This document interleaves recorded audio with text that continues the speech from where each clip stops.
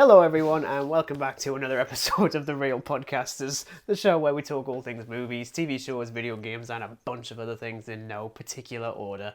We are off on a tangent already, it's impeccable. My name's Regan, and I'm joined once again by my beloved co-host. It's Dan. Hi, everybody. We are here with episode 32 now, 32 episodes in. I planned until like the 60s. I mean, ish. We'll continue doing this till we're like 90 years old and, cars are flying and stuff like this. That's if we actually live to 190. I mean, I've been on this mortal plane for best part of like 200 years or something like that, because, I never set foot outside, so I may as well be a vampire. And I know you don't. I know, Dan. It's okay. It's fine. So it's okay. But yes, anyway, on today's little schedule, we're back to the Whoniverse, aren't we, Regan? Yes, we are now talking about Doctor Who Series 8. This was going to be the one that initially I thought, there's not going to be much to talk about. And then Dan started watching it and then started hurtling a load of hot takes towards us. I was like, right, okay, we have something to talk about. Series 9, on the other hand, might even be even more. But yes, Series 8 is, of course, the first full series. I think Series 9 is going to be that scene from Eternals where Icarus is just flying at the sun, but instead of Icarus, it's just Dan's hot takes and the sun is just the sun. Careful, I'm actively trying to remember any of that film. I just about can, it's fine. It's the bit when he dies, hopefully.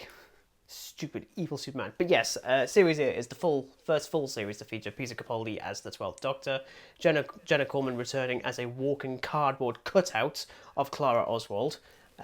Cardboard cutout actually has more to do, but anyway. We've also got the return of the Master-ish.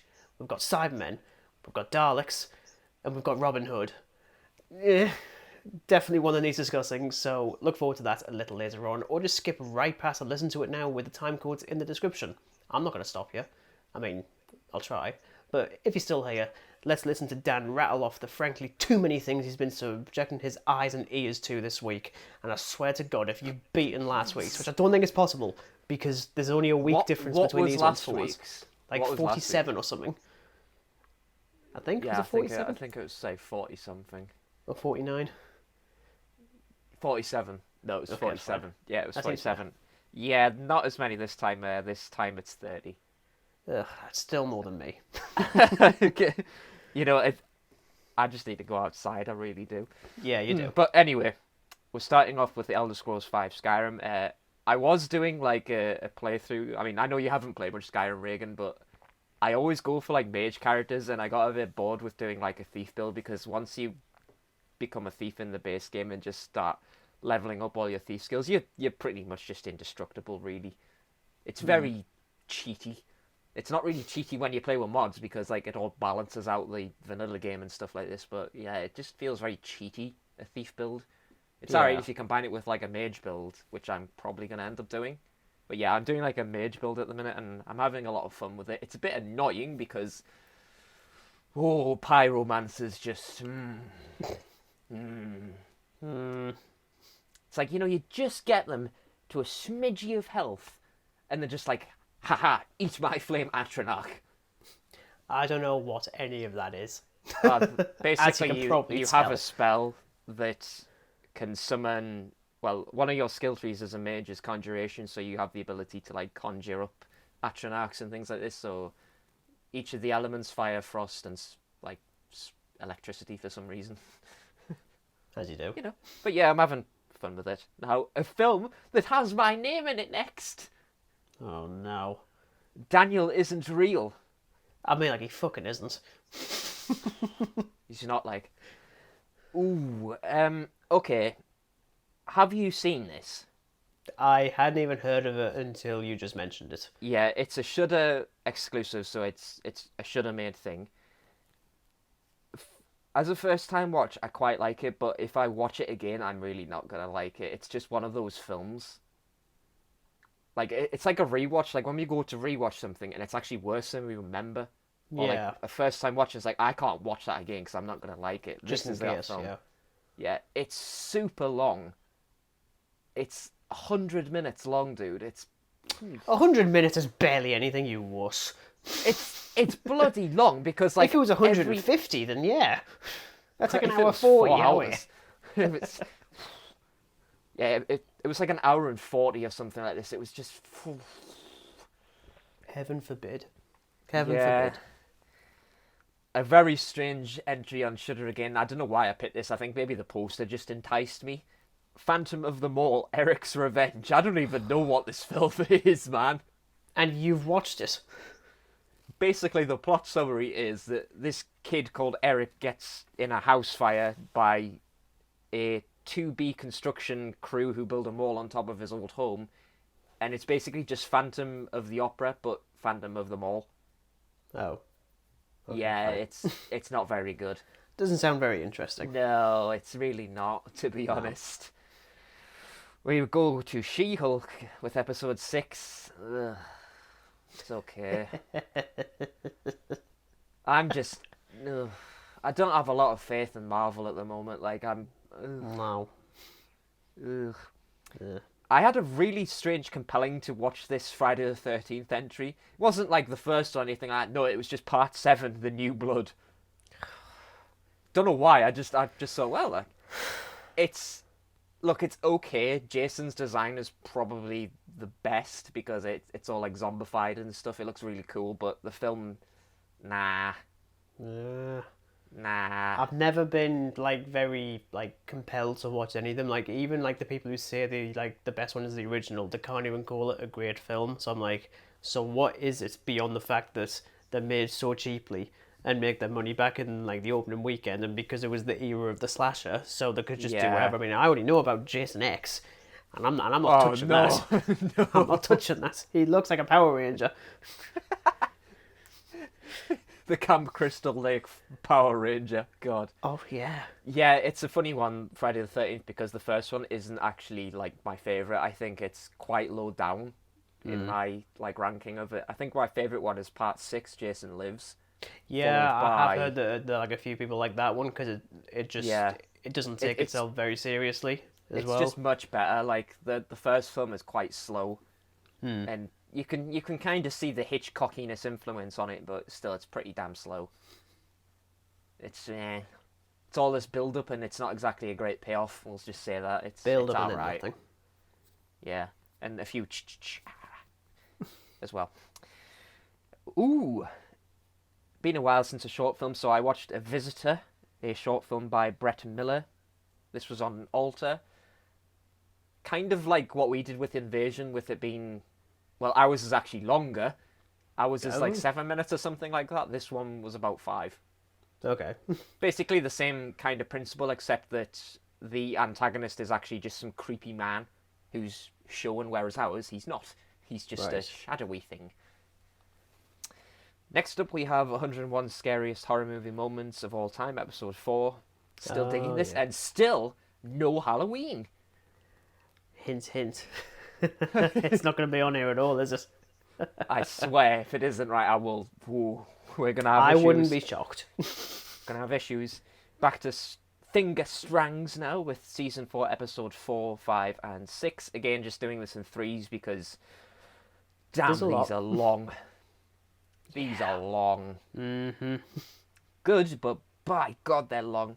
So now, sticking with Netflix, I have begun. Well, I haven't even begun it. I've pretty much watched nearly all of it.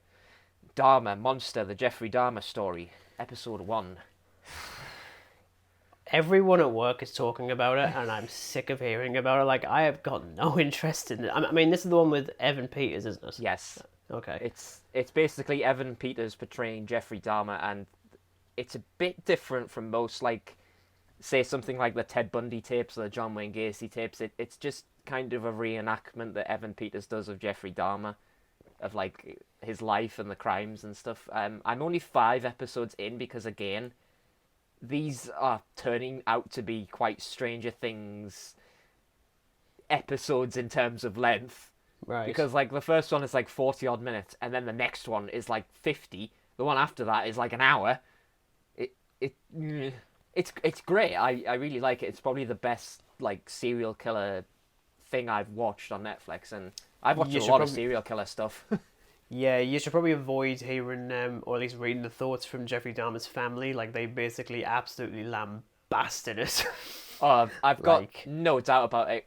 God knows what they're going to say when the Jeffrey Dahmer tapes comes out on Netflix. I think that's in like a couple of weeks. Oh, for Something God's like sake. that.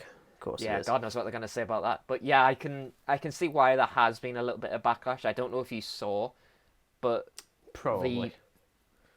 the actual thing was put in the LGBTQ Oh, yeah. section Yeah. on I did see Netflix. about that. It was just an absolute uproar because obviously Jeffrey Dahmer is portrayed as a homosexual and stuff Right. like that. So Netflix like, right, we'll just put it in with this then. Yeah, it didn't end well. Yeah. They took it off that bit, so Because of course it did. close call. Yeah. Ugh. Gameplay now of Aliens Colonial Marines. Will you stop doing this to yourself? Like, honestly, didn't you get out your system No, after Aliens Fire Team Elite? Good God. I've only went to this, right, because I just needed a break from Skyrim. I pumped like 40 hours or something into this thing. I just I need can a little direct break you from to, it. like, any other game in I existence. should your have just stupid started slime like thing. Alien. Don't you mock Slime Rancher, right? Fucking will. Don't you mock it. Don't mock it until you try it. God. However, the next game is not shit. That is Assassin's Creed 4 Black Flag. Really? Again? Wow. Oh yeah. You're really getting up in the world. No stupid flying ship glitch this time though. I That's a haven't pity. really done much of the story. I've done like a couple of missions, and I really forgot how annoying this mission is. It's basically where you have to tail this smuggler, and you have to go through like restricted like waters and stuff like that. It's so bloody annoying Yeah. because it's like if you lose sight of him, and you can clearly see him with your own eyes, the game's like, oh yeah, you lost him. But like he's just sailing off in the distance. I can see him. Edward, come on. You're not blind. God damn it, man, Edward. You've got a spyglass for Pete's sake. God, bloody Edward. Episode 7 of She-Hulk. Ugh. I think this might just be like one of the worst ones that I've seen so far. That seems Episode-wise. Like, it's pretty naff. Must say, it just feels like a very redundant episode. It does nothing. Absolutely nothing. It's just, as I said before, like it just feels like Marvel are creating characters. They have superhuman powers, and there's just absolutely no consequence to them or anything like that. They just get to live their life all like frolicky through grass and stuff like this. It's just no. I kind of miss the days when like, yeah, The Incredible Hulk wasn't exactly a great film, but at least we had a character who had consequences and couldn't live a normal life because of it.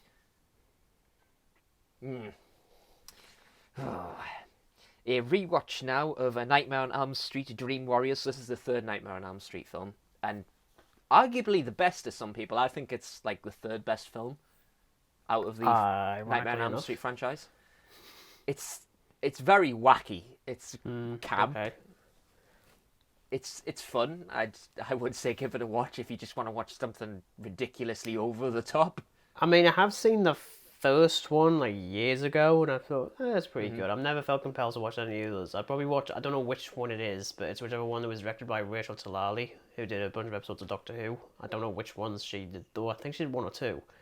At least one God, or that's two gonna of bug them, I me. should say. I can't remember. I'm pretty sure it's a couple of the latter ones though. Yeah, I could be maybe wrong. It's been a while since I've like actually watched most of those later films. So I might go back and see, and then I'll let you know which one that she directed. Thank you. I've wanted to see this film for quite a while. Fright Night from 1985. It's basically vampires, but it's a bit comedic in ways. It's God, good. yeah. Yeah, Actually, it's I pretty remember that one good. now. Pretty good. Next up, Red Dead Redemption 2, the reddest of deadest of redemptions. Oh, even he started now.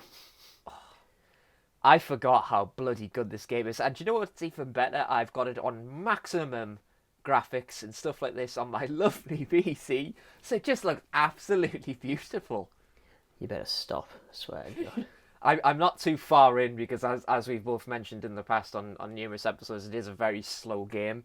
You do have to put an awful lot of time in it, especially with the first few missions. Like, it's very restrictive to just kind of establishing the character as Arthur, and then you branch out to civilization. I think I'm up to the part where you're just about to storm the O'Driscoll camp in like the snowy forest. Oh, okay, so you Just are at like that bit. way off. Yeah, just at that. I can confirm as well.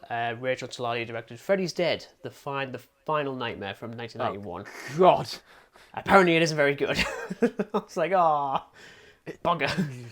Then again, she also did A Babysitter's Guide to Monster Hunting like last year or something, and that's in 2020. It's also mediocre. Yeah,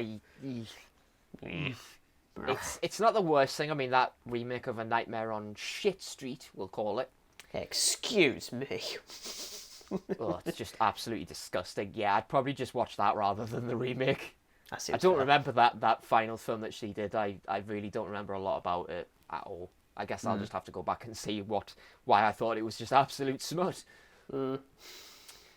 Now, the new season of The Walking Dead is supposedly coming out tomorrow.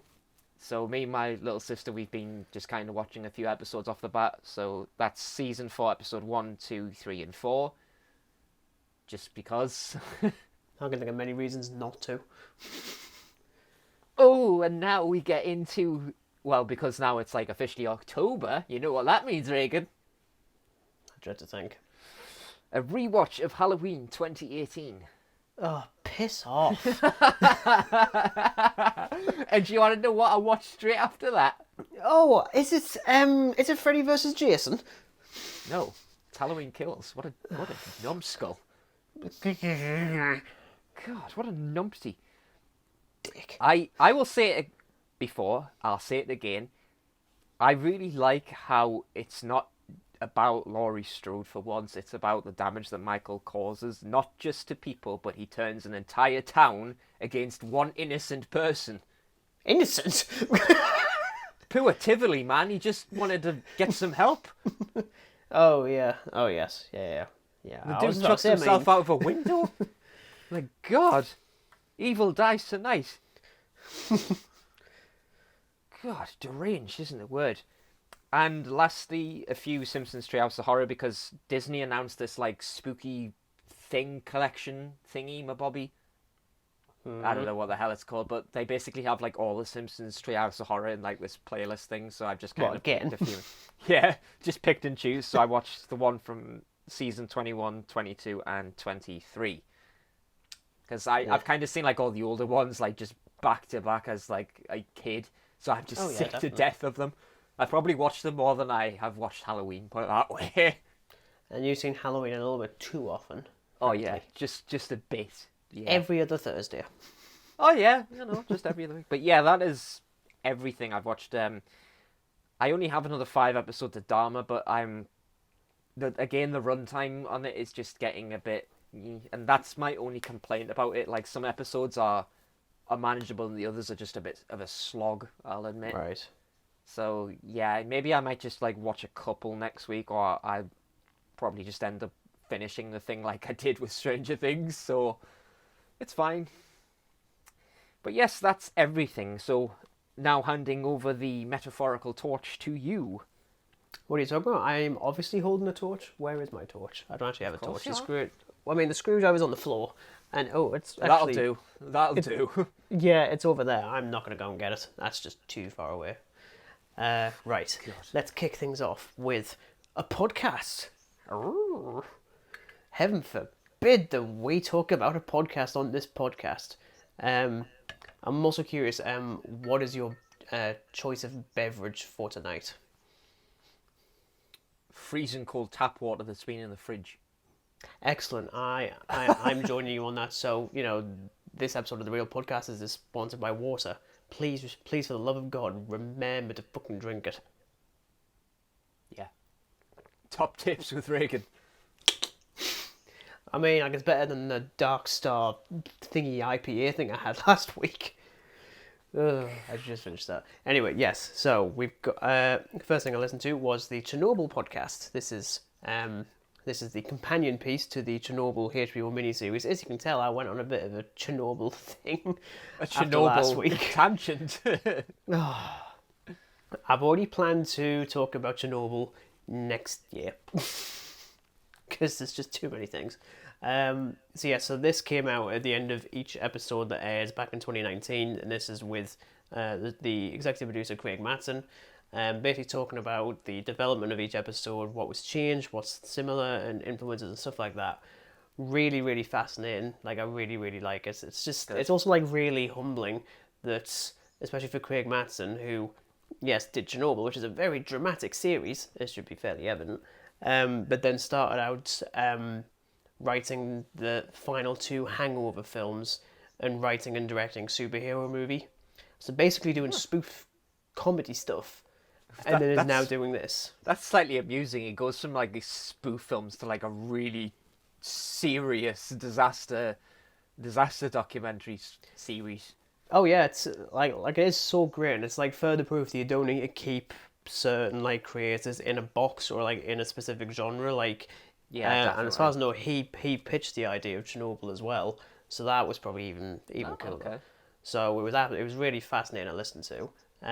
Probably better for you if you see if you see the series. Hint, hint, wink, wink. I I definitely will. It's a priority series after Stranger Things. Yeah. Um, Next up is two versions of Shakespeare's Richard III.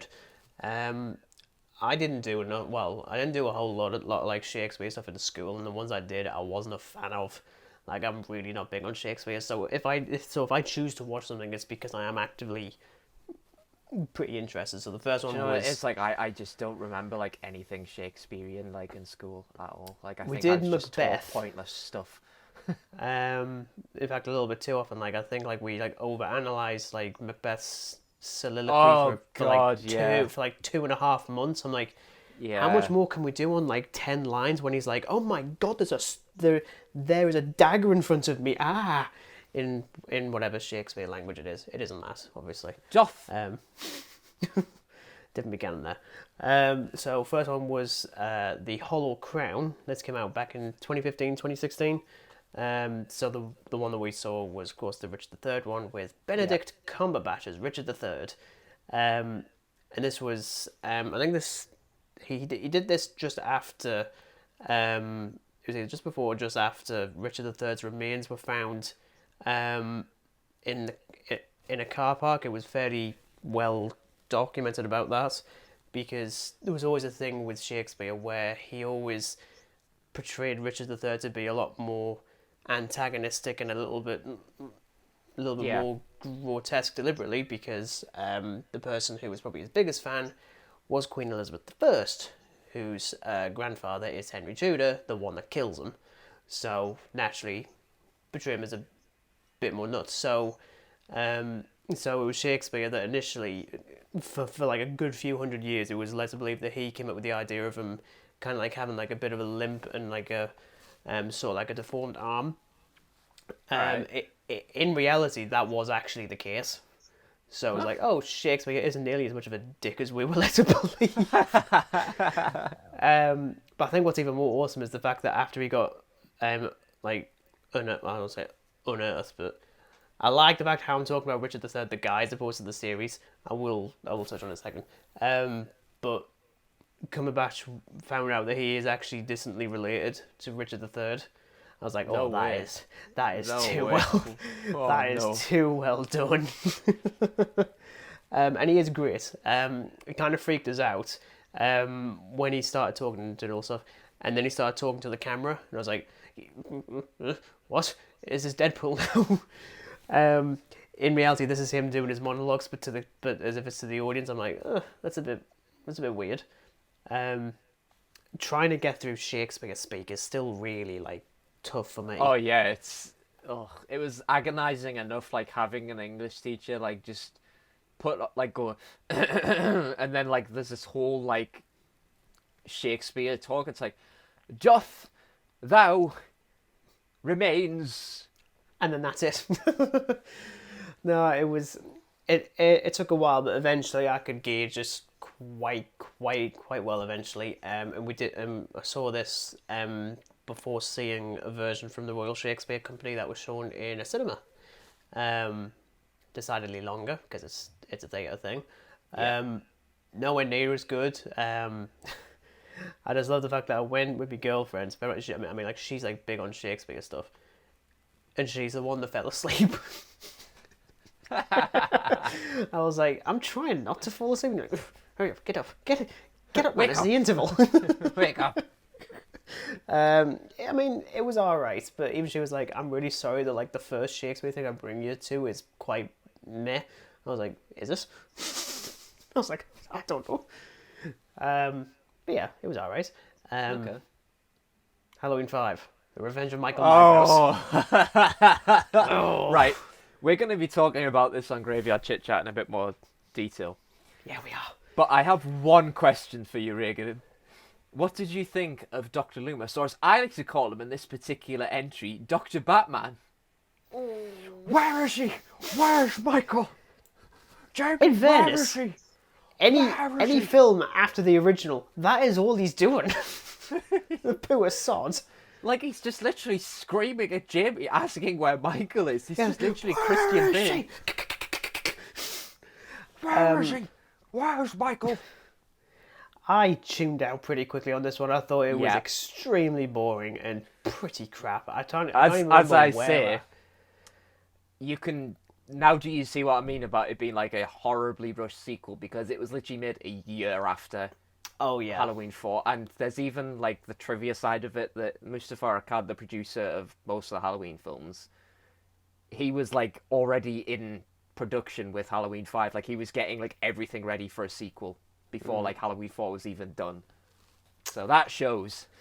Oh, and that mask. Oh, oh boy. Didn't we mention the mask? Oh my god, I cannot believe it's just like there's so much give between like the end of the mask and his top, and I was like, that isn't scary. Like he just literally looks like he's been stung by like 100 bees. Yeah, it's not good. As I say, we'll be talking about this more on our horror podcast, Graveyard Chit Chat. So, yeah. Next up was a new film release in cinemas. See How They Run. I'm not sure if you've heard of this one. Yeah, I've seen it advertised on when I've like went to go book tickets on View. Hilarious. Absolutely hilarious. I absolutely loved it. All right. Like, honestly, Saoirse Ronan in this, she plays like one of the police officers that's in training. Obviously, this is the 1950s, so it's, you know, she's so lovable. Like, my God. Like, she's so adorable in it. Also, Sam Rockwell with an English accent. I didn't know I needed that. But you're glad you got it. It's impeccable. I'll give him that. I was curious if it was going to be like Knives Out. It also felt a little bit. It was at times I actually was reminded of stuff like Scream, which I will actually reference again in a little bit, to the bit that I was very furious with. But I absolutely loved it. Also, for like a feature debut, absolutely spot on. Like, I wasn't expecting that. So that was a lot of fun. Episodes 3 and 4 of Ghost Series 1, still on BBC iPlayer. This is still absolutely hilarious. Most recent episodes, because they're running, like, they're really struggling with money and getting people to fix the house.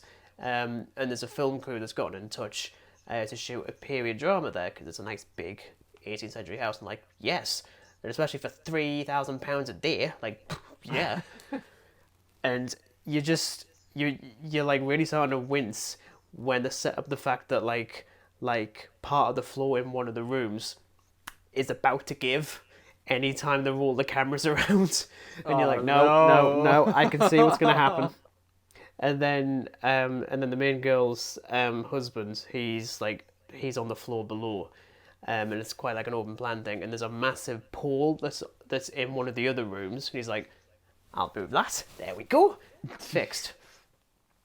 Then they move to the next room for the sex scene, and then the floor gives way because he moved the bloody pole. For God's sake. But even hearing them doing like sort of like TV or like film production talk, and I'm just like, yeah, I get all of this. It's like, they've got the call sheets, they've got the monitors. Oh my God, they are reviewing the footage. They're doing it. Oh, it's a reset. Oh my God, it just reminds us of like college again. Yeah. And I didn't realise how much I missed that side of college, even though when you're there, it's horrible. It's absolutely horrible. Oh yeah. It's terrible. Especially when like you're reviewing the footage and there's just a Dan in the background. What can I say? I literally still have the screenshot on this laptop. It's still there. In fact, I'm looking at it now. It's beautiful. Oh no. Next up. Halloween, The Curse of Michael Mybrows. Oh god. Oh. I will say this. I prefer it to the previous one. Oh yeah. Not by much.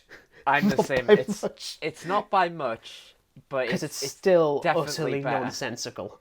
It's ridiculous, dude. Like, it is absolutely. I just don't know how to even make sense of that film, and Yeah, there is 2 words that save the film and the reason why it's slightly better. Paul Rudd. his first feature debut as well. In his first film, I'm like, oh, he still looks like he does in 2022. Kind What of kind does of cream actually. is he using? My God. Even though he starts out to be some weird teenage pervert just looking out of his window, and then it's like, oh yeah, I can help you stop Michael Myers. It's like, And oh, now, good on you, and Ant-Man. and in 2021, he was labelled the sexiest man alive. I'm like, mate, well done. Well done, you. Like, good God. Yeah, it's still crap. Like, it's Oh, still yeah. a solid It's not great. 2 out of 5. But Yeah. it's better than the 1.5 out of 5 on the previous one. You've rated Halloween 5 better than me. Oh god. Yeah, I was generous. Even though I wasn't looking. Nothing to be generous for in that absolute. I had a ticking monstrosity. time bomb on this only because they were going to be removed from Netflix on the 30th of September. I was like, oh no, I have to watch them now and I'm not going to rent them. Because Christ almighty. Now, okay. Doctor Who. I finished Series 10 last week. So I thought, okay, I'll eventually get around to Series 11. 5 attempts to watch episode 1. No way. 5. No, literally, first time I got about 10 minutes in and I just turned it off. I was like, no, because I know where this is going. And I was like, no. It took you 5 attempts just to watch the first. Oh god, that just. You're not exactly selling to me this. Regan. Halloween You're not dance. selling. Right, at least most of those are probably slightly, if not better than Series 11, from what you've sold to me so far. I'd have to look back on me ratings on CineTrack. I don't know. Yeah, so episode 1, The Woman Who Fell to Earth, written by Chris Chinballs. Rest chin balls. There is some atrocious dialogue in this. And let's just say, because obviously you haven't watched this yet. No. Not Not that far off. Not that far off. I'm going to give you one word, okay? And that's going to haunt you until you've watched it, okay? Okay. Teeth. Teeth. I'm saying nothing more. Okay. But as soon as you figure that out, I'm expecting a message like, Regan, fuck you. Okay, I'll keep that word in mind. Halloween H2O. That has nothing to do with water. As I always thought it did. It's just the stupidest of title, isn't it? Halloween, H2O, 20 years later. Why not just have Halloween 20 years later? It's got nothing to do with feckin' water. Yeah. Yeah, okay, so we'd already mentioned this prior to us actually officially recording that, yes, I did give this 3 out of 5. So I obviously like it more than the previous ones I've been watching, and I'm going to go there. I'm going to say it. Halloween H2O is better than the 2018 Halloween. It just is. That being said, it's let down by the mask again because the mask is still crap. Which I wouldn't care because when it started, I was like, oh, it actually looks pretty good. It looks pretty. Oh, no, it's not. It's as soon as you see the close-up scene in the door, you're just like, oh god, yeah, it's bloody disgusting. Yeah, not a fan. Way Absolutely not. too human. The eye holes are just horribly large, like they're nearly at his cheeks. It's that bad. Yeah, I It's mean, like, don't look into my eyes, Laurie. Look at my cheeks. Yeah, it was okay. Halloween Resurrection isn't streaming. Well, it is, but just not like for free. So I'm gonna have to seriously think about that because I think all I'll do is I'll watch the first 7 minutes, and we all know why. You know what it is, right? I would allow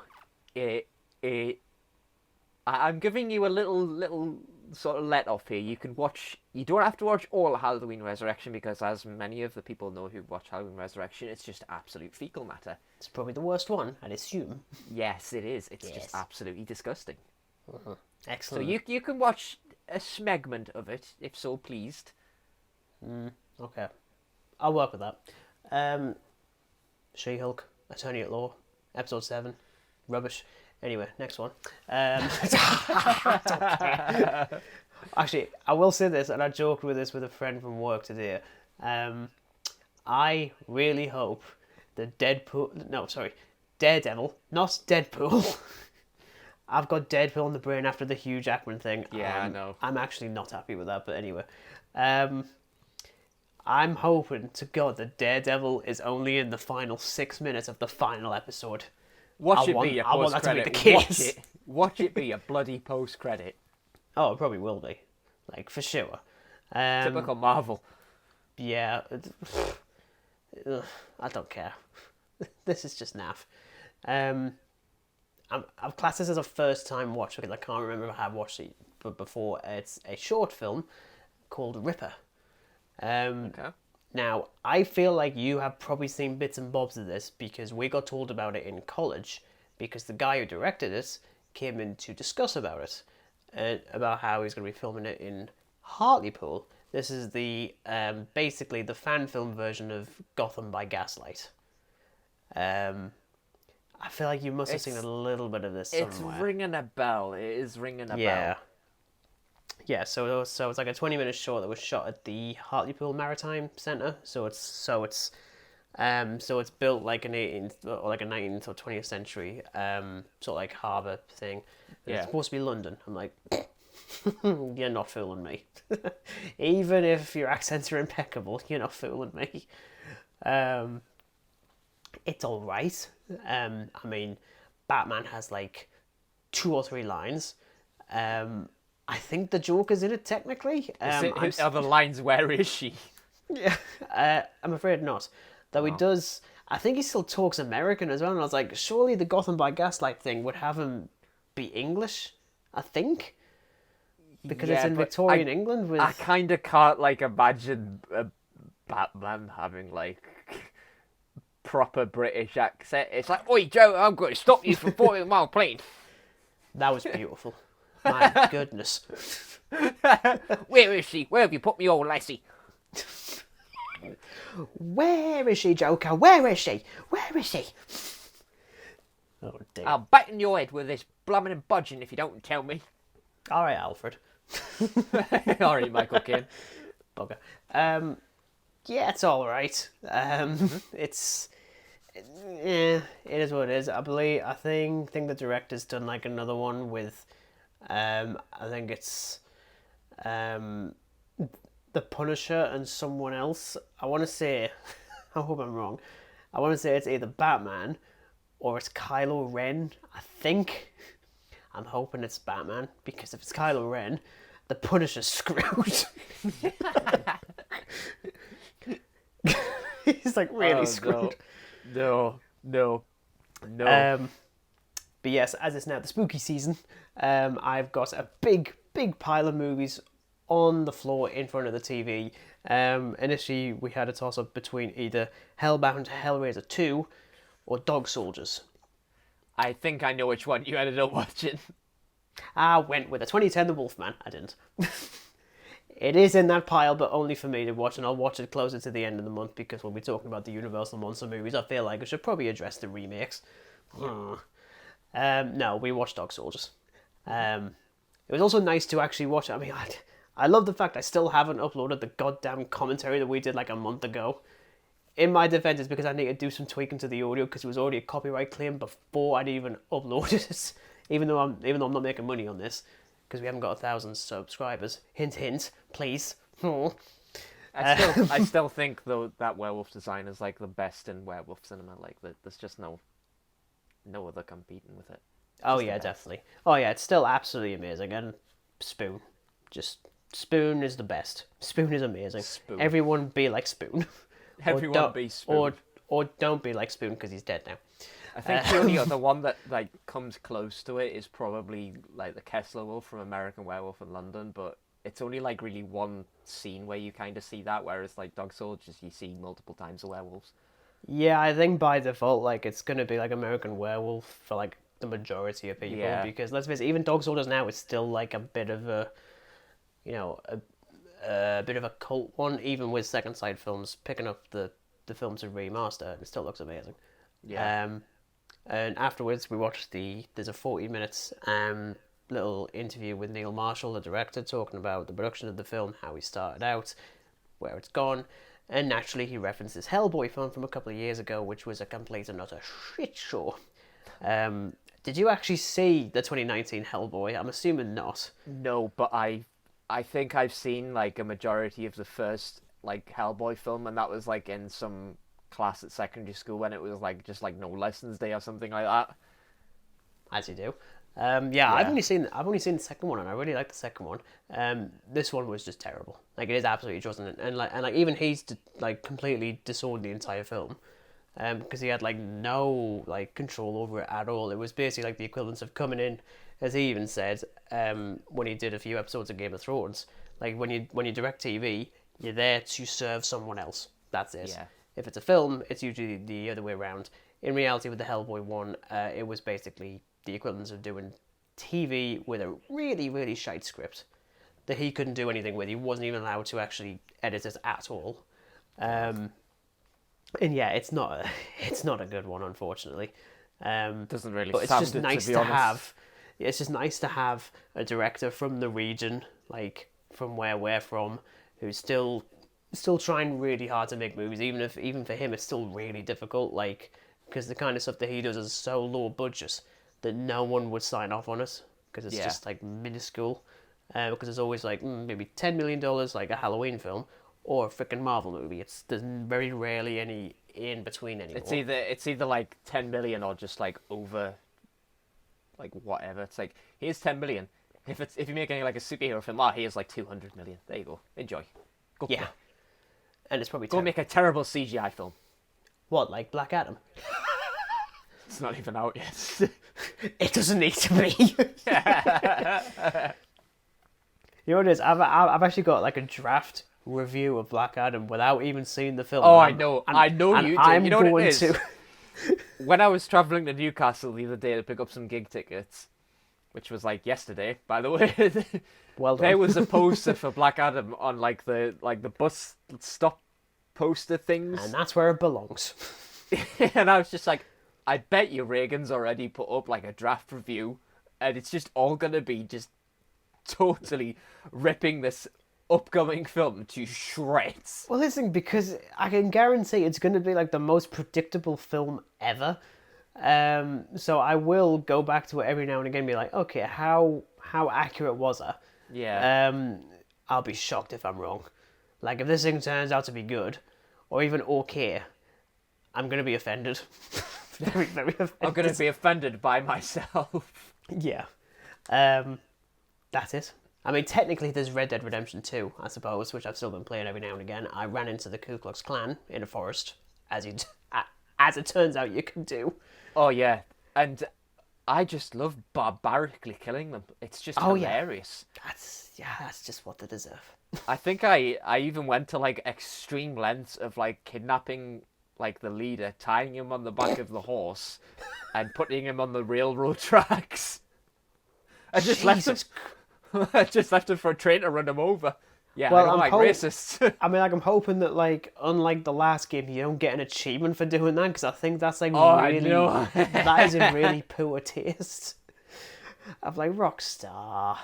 Come on. Imbecile. Go back to remastering GTA San Andreas again, please. We're not going to go there again. No. We've already been there. No, Been there last week. But yes. Anyway, let's move on to the universe. now. All right, then, Dan, we will. It's okay. We are. It's all right. Yes, so we are talking about Capaldi's first series, was Series 8, which debuted in 2014. This is the series that came after the highly successful 50th anniversary celebration stuff. Little bit of background on the series. So initially, Stephen Moffat was planning on leaving alongside Matt Smith with The Time of the Doctor in 2013. However, he got a major interest in continuing when both he and Mark Gatiss, who are both basically boyfriends, they both suggested the exact same actor for Doctor Number 12, that being Peter Capaldi. In fact, even Moffat had said when he looked at Mark Gatiss's list, it was Peter Capaldi, a massive space underneath, and then a list of some other people. So it was like, okay, we're both interested. That's actually push it up again. Okay. And, you know, and from that point, Moffat knew he wanted to work with Capaldi, assuming he would say yes. Because he's like the biggest Doctor Who fan on the planet, to the point that he still calls the character Doctor Who. So he is a massive fan, because he's wrong. Unlike David Tennant, who's like, no, it has to be the Doctor. That is the point. And he just went like proper fan nerd on everyone. Just like, all right, David, all right, it's okay. All right, calm down. Interestingly, though, initially Matt Smith did actually confirm he'd be staying on for Series 8. I can actually distinctly remember reading the news story about it before it was revealed that wasn't the case. So I'll mention this a little bit more later, but one of the episodes in this series was specifically written for the 11th Doctor, because at this point Smith had confirmed that the plans post 50th was for 11 to get Mina. So it seems that there was a decent amount of characterization for 12 that was going to be for 11. Okay. Jenna Coleman's back as Clara. Okay, let's kick things off. And not Clara's a plot in it. device. Clara's Wow. in it, and she gets a lot more development this series, which is annoying, which we'll get to. So we'll kick things off with episode 1, Deep Breath. Overall, I think it's pretty solid. Nothing to write home about, quite frankly. There's a lot more time given to Clara. She's actually given stuff to do, which is quite annoying in the long run when you think about it. Yeah, she's definitely not as bloody cardboard. That's for certain. No, she's just kind of dry cardboard. Yeah, she's just a little bit more humanoid cardboard this time.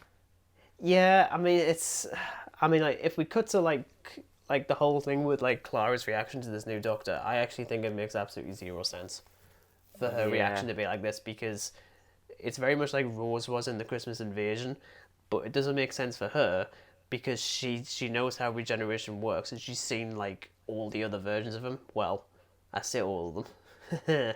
See, We'll get to that in a few months. I think that bit probably irked me the most, Regan, because I was like, you see all of this crap on other alien planets, and you're like, oh, he's not my Doctor. And he's old now. It's like, oh, how Yep, dare he's you. not my Doctor. Nope. It's like, I'll say Clara, this though. Stop.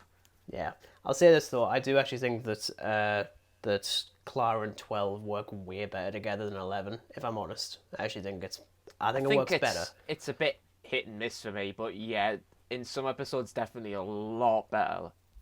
Definitely. But obviously, let's obviously address Capaldi as the 12th Doctor. That initial announcement, like I was watching it live, in that really, really cringeworthy Doctor Who live thing they did on BBC One. It was atrocious. And they kind of just sort of like push Capaldi out at the end, like, there you go, Peter, there you go, reveal, there you go. I think even initially for me, I was like, oh, I don't like that because I'm used to the Doctor being young and sexy, as opposed to old and, well, old.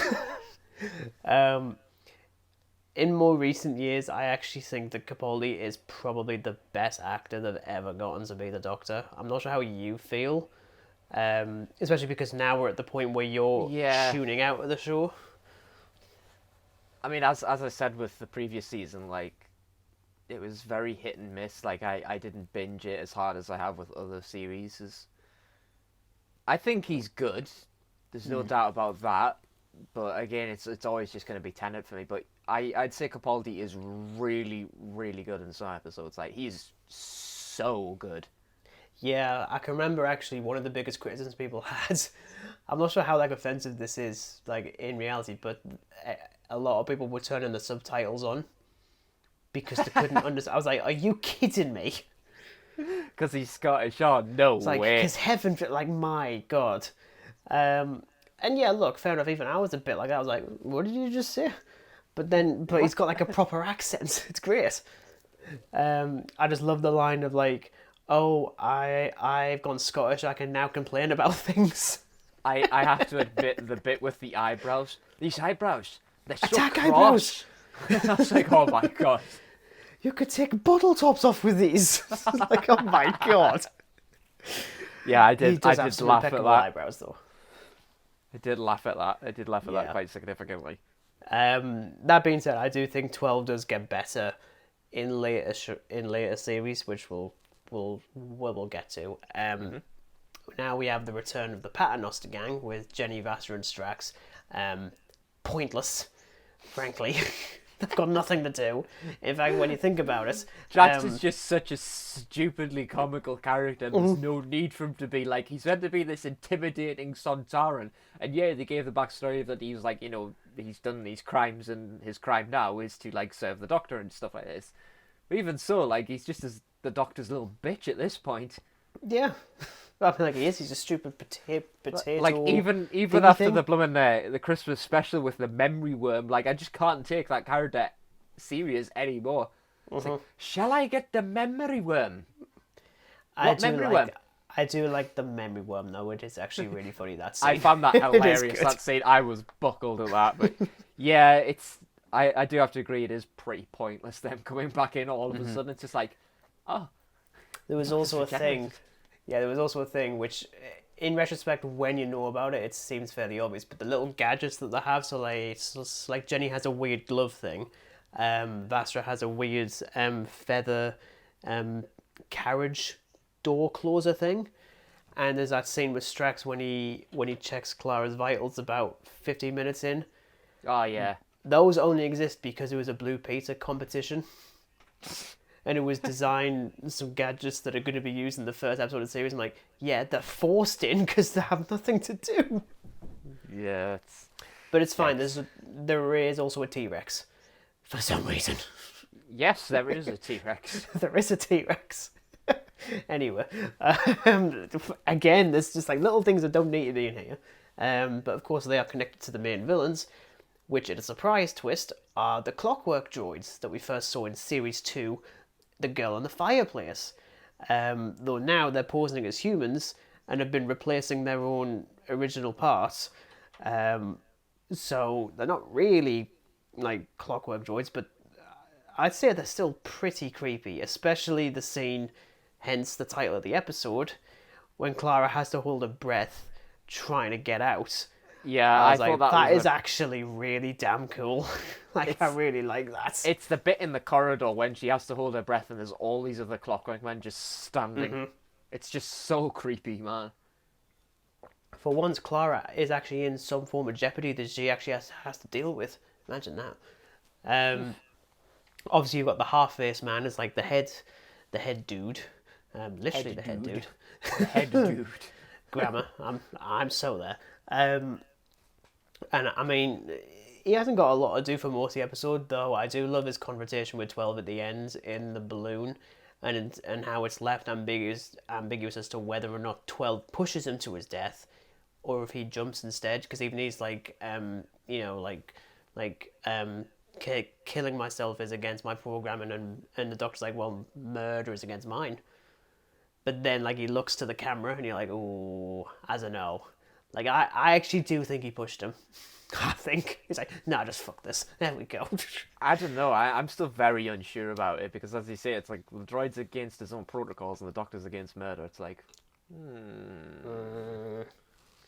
Yeah, it's. I do like that they leave it mystery. quite ambiguous, to be honest. But of course, with this episode, we do get a brand new title sequence. we do. This one's taken a while for me to really appreciate. Like, I'll still say this, it's still quite rough. Like visuals look a bit flat in places. Though it's interesting that these are actually based off of a fan's version of the Doctor Who titles. A guy called Billy Hanshaw put out his own titles that got people's attention. They got Stephen Moffat's attention purely because it was so unlike anything else. So they brought him in. They did a version, which you can technically see online, that I didn't think get used. it's very steampunky. Oh, I love the steampunk. It's very steampunky.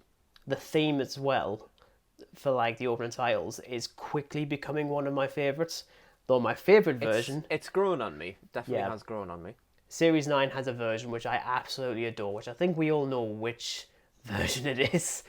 But my god, like after I rewatched that episode, I just listened to that version of the theme on repeat, and I'm like, yeah, it's the best one.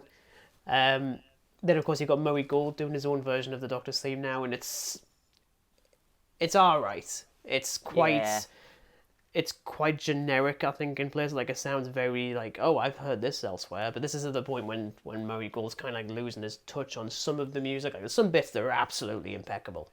Yeah, Again, there's some in that are just later series. like, all right. Yeah.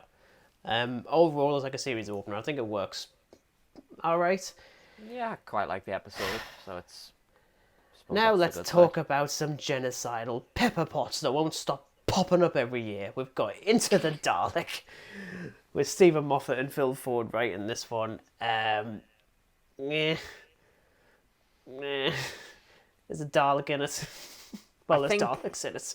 It's like there's a series that's introducing the Daleks in a brand new series. It's very strange. Like, usually I'm kind of used to seeing like a Dalek invasion being planned or something like that, but it's like, no, you've got to go inside of a Dalek this time around.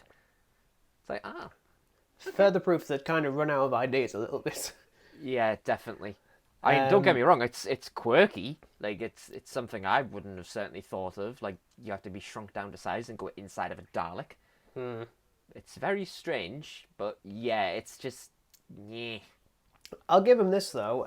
I do actually appreciate this is the first episode in 4 years where you actually see a Dalek exterminate someone. Because the last time we got that, I'm not counting the Big Bang because the Doctor survives. But the two soldiers midway through Victory of the Daleks, they get exterminated. And until then, there was no one else. There wasn't even anyone in the 50th anniversary that actually got exterminated. So it'd taken a while, but it's just nameless soldiers, so we don't care. I'm curious on what you think on this. The very, very weird introduction of one Danny Pink, played by Samuel Anderson, who we all knew immediately was brought in specifically to be the love interest for Clara because Peter Capaldi is a tad bit old for her. Yeah, I mean, fine, I guess. I don't know why it's after the cold open with the Dalek. I don't know. Just like, by the way, he's in this. Like, what? Just be right back, Danny. I'm just going to go shrink down to like a microscopic size and go inside a Dalek. Yeah. No problem. I'll be back for English class. I mean, I know it kind of ties into the whole thing that this series has with like soldiers and stuff like that, which I thought that's quite interesting. But then when it's like, oh, he's got like a secret backstory, oh, he did something terrible as a soldier. We all know, like, if he's a soldier, we know exactly what it's gonna be. So I didn't care. I remember watching it, I was like, I could have sworn this was going to be an episode about Daleks and space and stuff. Now we're actually back in the school. Okay. Yeah, it's Why? it's an odd one. Like, I kind of just focus on the Dalek-y side of it. Like, I'm more interested in like the navigating in the Dalek rather than like Danny Hill and the love interest. I just don't really care. Being honest, don't really give a toss. No. What about Rusty though? Rusty. Oh, Rusty. Trust Trust Peter Capaldi with his Scottishness to just call a Dalek Rusty. Yeah. Like, Rusty. hey, Rusty. Yeah, it's further proof that they have started running out of ideas. Like, okay, we'll just make a Dalek good, but not entirely good. We'll just make him like badly damaged, because heaven forbid a Dalek just be nice, which I'd actually quite like to see. To be You know honest, what it is? that'd be more It kind interesting. of had like the it kind of has the excrement of the first Dalek episode of Christopher Eccleston, where like the Yeah, Dalek there's a lot of becomes good. similarities there. Yeah, that's what I was thinking when I saw that episode. I was like, I swear I've seen Good Dalek before somewhere, but not as weird as this. Well, exactly, because they even steal like basically the same line where like at the end, like towards the end of Dalek, and he's like, "You would make a good Dalek." This one is like, um, "You're a good Dalek." No, you're a good Dalek. Yeah.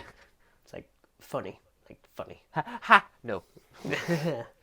Yeah, overall, it's fairly, yeah, it is what it is. Yeah. Next up, though. Oh god. This Robot one. of Sherwood by one Mark Gatiss. This is trying super hard to be funny, and for the majority of the time, it does not work. No.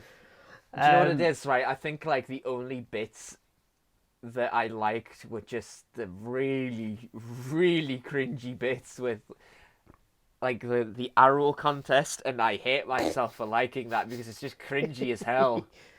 Yeah, It's like, haha, the spoon beat one. that. The spoon one is better. I like how there's actually people also comment on this. When he puts like the glove on, and then he gets the spoon out. If you pause it at like the right moment, it looks like he's flipping Robin Hood off. Yeah. I'm like, nah. Peter definitely did that. Just like, I am the Doctor. Just Eat this, Robin. yeah. So obviously having Robin Hood in this is a very weird move, especially because he is just someone straight out of folklore. It's not like a celebrity historical character. He literally did not exist. And this episode was like, no, he did. He just, so it kind of has a bit of commentary on sort of like how like heroes and legends are made out of something that we know, but it is just Robin Hood. He's got all the stuff down. Like he is just the most stereotypical Robin Hood. Yeah. Minus the tights. That being said, I do think that Tom Welly is actually quite good as. Oh, he is. He is good. I think he pulls off the role pretty good. Yeah. And the interplay between him and 12 is quite funny. The sword fight on the log over the water was just pretty funny. It was pretty funny. I also like the prison scene where they're just tied up and there's just Clara and there's just like, I won't say it, not gonna say it, not gonna say it. For God's sake, shut up! And they're just like arguing and sort of like shouting for the guard, and it's like, do you two have any idea in any way that there isn't actually a guard there? Yeah, look, it's funny, but it's so like. I think it tries too hard to be funny, though. That's the thing. It tries too hard at times. Yeah, and you've got some robots in this. I'm like, pointless. Like that's just so standard. But what I will reference is actually the original ending. There was an original ending to this? Yes, there was. So, Ooh. bit of backstory. So before even the first episode went out, the first 4 episodes of this series got leaked as unfinished versions in black and white. So, Okay. So this and next episode's Listen, like, and the previous 2 all got leaked. So the original ending for this was also leaked, but it got changed. Not because of the leak, but because of something else that happened. So, bear in mind, this is 2014. Mm-hmm. Okay? So, of course, the villain is the Sheriff of Nottingham, played by Ben Miller. Yeah. I've seen him in Primeval, and he was better in Primeval, and I can't believe I just said that. So, in the episode, Robin pushes the Sheriff into a vat of liquid gold. This is the version that was shown on TV. Mm-hmm. In the original version, the Sheriff was beheaded, revealing he was actually a robot. Now, the reason that they changed this, not because of the leak, was because at around the same time the Series 8 was about to start airing, they had to change it because there was the stuff going on with ISIS in the Middle East. Oh, shit, yeah. Yeah, same time. And they're like, no, we're going to have to change it. Hence why the finished version looks so last minute. Like, it's so rushed. But then, of course it is, because heaven forbid you put that onto it. Like even by my time, I'd be like, no, don't do that. Just put something else on. Yeah. That would hit too close to home, frankly. See, because when I watched the episode, Regan, and I saw the end, I'm like, this feels really rushed. So now you've explained why, and that is why. I am all about the random trivia of Doctor Who. Trust me, I'm used to it now. So yeah, so as I say, much like with the previous episode, Listen, written by Stephen Moffat, was also leaked. This is also the first kind of standalone Stephen Moffat piece that he's written in years. Like I think it might actually be the first one he's done since becoming showrunner, where it's not like the first episode of the finale or a special. It's just an episode. Yeah. Which he did deliberately to see if he still could actually do this. Which I was like, I love the fact that you say if you can do it. I'm like, you've got no like. Now, and I've got a vague recollection of you mentioned this when you'd gone back and watched them. I personally think it's a pretty effective horror episode that is actually really creepy in places. Let down only by a very flawed and forced relationship between Danny and Clara that I care nothing for, and a weird thing at the end, which I'm still not big on after all these years. I'm curious on your general thoughts. I think it's just alright. Is that alright? Yeah, it's just... I think it didn't help with the very forced relationship with Clara and Danny. Like, it's fairly evident that it's forced. You can tell. Well, exactly, because it's like, oh, you first met two episodes ago and now you want to date. I was like, that was very quick. Like, I you mean, may yeah, as well look- say, Clara, smash. Like, Jesus. that's the extent of it. Jesus, Dan. Yeah, if That's only. literally it. That is literally it. It's like, we've just, like, barely known each other. And then, like, you know, it probably just would have been better if they're like, Danny, smash. Like, you know, like an eyebrow raise as well. It probably would have made it a little bit better. But then again, that's just my very morbid mind from watching Oh, yeah, too it's many very, horror very films. morbid. But yeah, Um, it's all right. I'm curious on your thoughts on the monster, or rather lack thereof. Or maybe there is one, or there isn't one. I love how ambiguous it's left, and how it's potentially the whole episode exists purely because the Doctor's afraid of something under his bed. Like, that's Yeah. actually quite creepy. Even if the scene in Rupert Pink's, not Danny Pink, but Rupert's Rupert. bedroom is absolutely, like, that had me, like, even rewatching it, I was like, nah, I'm not a fan of this. Stop it right now, for the love of I God. did think the placement of something that you treasure will protect you from the monster. I quite like that. Oh, yeah, it's cute. I quite like that, and like it's like a royal guard or something like that he has. Oh, yeah, it's like a little soldier because he's going to be Yeah. a soldier later on. Yeah. So, okay, let's just cut to the big thing at the end. So, for me personally, I have always appreciated, and I'm going to be saying this a lot as we get closer to the Chibnall era, I really appreciate when the Doctor's backstory is kept quite murky. It's like it's not very malleable. You can do whatever you want with it, really. Yeah. So the big controversial addition that Moffat makes, if people don't know, obviously spoilers, for the entire series. Like, we should have had spoilers at the beginning of every single one of these. It's fine. Is showing the Doctor as a kid. Conveniently in the same barn that he's going to press the moment button thing in the Day of the Doctor, which I actually really like that as a connection. That was like, oh, that's actually that hits a little bit closer now all of a sudden. Yeah. But having the kid is one thing. Making Clara again the one that's so super important to him, like, oh, she's the one that gives him the TARDIS, and she's the one that makes him terrified of things under the bed. Like, I don't hate it, but I just don't like how they're really trying to force this idea that Clara's amazing. I'm like, Yeah. stop making it this, like, godlike thing without making her a god. Because she's not. No. I mean, she barely passes as a human, frankly. I mean, like, Some of those bloody episodes, yes. yeah. Like, God, it's like you got a cardboard cutout. Oh, it didn't begin there. Yeah, I mean, it's an intriguing idea, and I do like the reveal, because initially, like, oh, it's just Danny and he's crying in a barn, and then he's like, oh, he will never make a Time Lord, and I was like, oh, Stephen, What are you doing? Steve. Be very, very careful with the next 5 minutes. It's just that really forced relationship that I think just really brings that episode down. Like it's. Yeah, that Like being as I said, say, like my idea is they just go off and do all romancy and stuff, but Nah.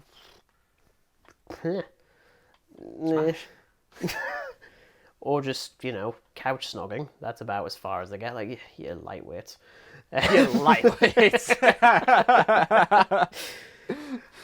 Oh, you can tell this is in 2014. I'm pretty sure Doctor Who's PG for a reason, Regan. There is no reason for it to be PG. It should be 18. It should be, like, about as explicit as possible. Yeah, I want to see a Dalek just get combusted into a million pieces. That gets me. I wasn't thinking of a Dalek being combusted. Right, stop that. Right, let's move on. Dalek being What is combusted. what? Anyway. Next one. Time Next heist. one. Oh, God. Okay, you know what it is? There is only one reason I think this episode is even vaguely interesting, and it only occurred after 2019. So 5 years after. Yeah, okay. What's the reason? That being... Okay, so a little bit of context. There was a news story that went around, I think before Series 8 dropped. Actually, no, I think it was just after. Where Robert Downey Jr. was asked in a random Reddit Ask Me Anything thing, was asked if he'd ever want to be in Doctor Who, and he was like, anything's possible, really. But it's funny that you mentioned that, because producers that I'm working with on a film asked me to watch a few episodes for Breaking Ground. What is the thing that they do in Avengers Endgame? What do they call it? Time heist. It's this. It was because of this. And the fact that don't reference Doctor Who when they start mentioning stuff with time travel, I'm like, screw you, Disney. And the fact you've literally got Amy Pond in blue in the very next scene. You're like, how weird? And even Karen Gillan even mentioned the fact, like, you know what? I really hate the fact I didn't suggest Doctor Who on that day. I was like, yeah, fucking should be. My God. Absolute the teller. Oh, the teller. Oh, God. You know I think it's safe to say, right, this is probably the episode I'd say is, like, the weakest. I don't. No, I think there's a weak one. Like, look, there is definitely a couple of weak ones in this one, but that is definitely one of them. My God. Yeah, it's just so standard. I mean, that is like a lot of this series. It is like fairly simple ideas. So you've got like a heist in the most like secure bank in the universe. I'm like, why can't it be like the third or fourth? Yeah, like, honestly, that'd be funnier. I will give him. I mean, the bits I do like part of the team. Saber, the shapeshifter. Yeah, quite interesting. The other dude, I actually knew from a few episodes of it's like a kids show I used to watch on CBBC, Leonardo. So it's like a teen-oriented version of Leonardo da Vinci, and he played Da Vinci. So I remembered him from that. I think he also popped up in Broadchurch as well. So I'm like, of course he did, because everyone's in Broadchurch. Chibnall is connected to everything. Balls. Yeah. Otherwise, the only thing that saves us beyond the title is the design of the teller, which I think is amazing. Like, that's such a perfect Doctor Who monster. It just looks alien. Like it's not like one of these silly generic episodes where you go to a distant planet and everyone's human. It's like, oh, we are whatever race we are. Like this thing actually looks alien. Yeah. That being said, I mean, what I also like is the fact that it is a practical costume that did actually make it, and it's there. You can see it in set photos that leaks. The one that leaked was actually the one at the end, when it's completely stark bollock naked, walking around in the CGI field, and it just looks like he's just sort of like, he looks so lost. just like, am I on a Doctor Who set? I don't know. I'm on the Broadchurch set. Get in. I'm on the Broadchurch set. But yeah, I'm definitely the same as you. I mean, well, I'm not saying it's the worst one. Yeah. I actually might think that the next one might actually be even weaker. The Caretaker. Oh, yeah. Very, very weak villain. It's basically just a Scorpion Davros. Like, it's just literally. Yeah. But also, it's the fact that, like, when you read the synopsis when it was initially released, and people really criticized, because even I criticized it, it was like, the terrifying Scorvox Blitzer is about to enact his terrible plan, and the future of the human race is at stake. But even worse, the Doctor and Danny Pink are about to meet. I was like, there you go, you've ruined us. We don't care about Scorvox anymore because he's pointless.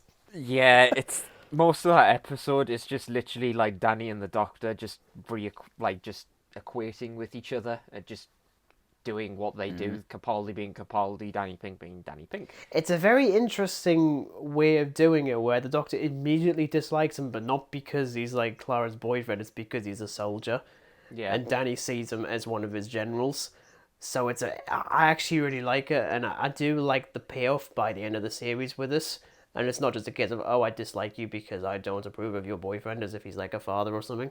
Yeah. I do really like the funny bit where he assumes that Danny's actually the other teacher who's got the floppy hair and the little bow tie, and he's like, "Oh yeah, it's him. It's him, obviously." And his reaction when he's like, "Oh, it's not him," and he's like, "Excuse me," and he's like, "Sorry, he isn't my type." I'm like, "You fucking liar, you absolute liar." So obviously with Clara, with Danny and the Doctor, you've got more with Clara and Danny and how she's trying to avoid talking about the Doctor, and it's like so like soap opera-y, I think. Yeah, that's what I thought of it. It's like just watching like it's like one of those things in a soap where like something bad happens and these characters have to like keep it a secret from like the town or something like that. It just feels like that. It's like, but the Doctor is the secret. It just feels like that. It's just. But also, it's just the fact that, I mean, it's why I don't like the relationship as well, is the fact that Clara just treats Danny like an absolute moron for the majority of the series. She just doesn't take it seriously. I'm like, you're just being horrible. Like, my God. Yeah, it's her ego. She just thinks she's a god. Just treats people the way she wants to. Well, I mean, I suppose it's because this character is supposed to be like a control freak. So when you put her with the 12th Doctor, who doesn't work like that, it's great.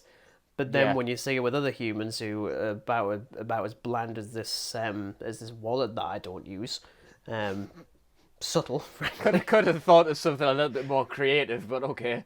Well, I mean, I was saying that as well for the writing of Clara, but there you go. Ooh. But the big one with this episode is actually a rumor, so it isn't actually official. We don't actually know. So this is Gareth Roberts' final writing credits for TV Doctor Who. He did a few more books and stuff before he got dropped entirely because he said some silly things on Twitter, I think. It's been rumoured ever since this episode that one of the reasons that Gareth Roberts was never asked back for series 9 and 10 was because he and Capaldi had a major falling out on set. Like, he really didn't like the script. There was a lot of decisions that were made. It was like inappropriate behaviour on Roberts' front. Hence why he never came back. And I was like, if that's really Capaldi to force that is beautiful. I'm like, Peter, you are not the Doctor, you are Peter Capaldi. Stop acting like the 12th Doctor off set. Where he's like, I'm going to obliterate you immediately. That's like the best thing out of the episode is the fact that might have happened. We don't actually know. Yeah, it's just an alright episode again. Like it's. Yeah. However, this is easily this next one is the most controversial episode of Doctor Who in a very long time. I think, "Kill the Moon" by Peter Harness. Okay, I think Egg. we'll address the egg in the room, or rather the egg in the vacuum of space above Earth. That was a terrible joke on my part. I do apologise. So, big twist is that the moon is an egg. And an alien is in the process of hatching, potentially bringing about the end of the Earth. I'm going to say this, okay? This is by no means the weirdest idea that Doctor Who has ever come up with. So it actually doesn't bother me. I actually think it's an intriguing idea. like a really intriguing idea. That being said, the moon that hatches at the end of the episode, well, the moon that's laid at the end of the episode is complete bullshit. Like, I'm sorry, if you hatch that thing immediately, that has got to hurt.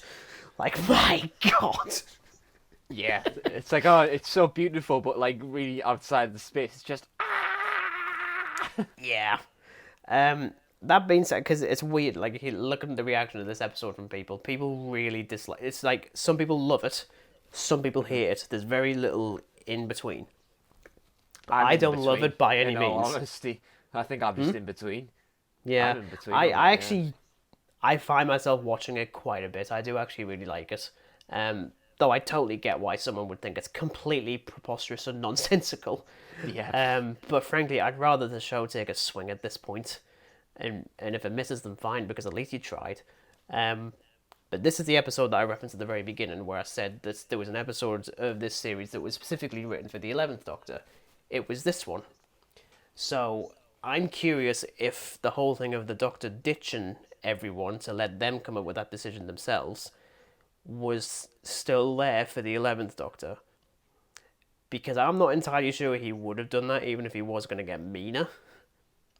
At the same time, I don't think it's particularly mean of him to do this. In part, there was a fascinating poll that was done after the episode where they asked, look, who would you have sided with? Either the Doctor leaving or Clara absolutely just laying it on him at the end.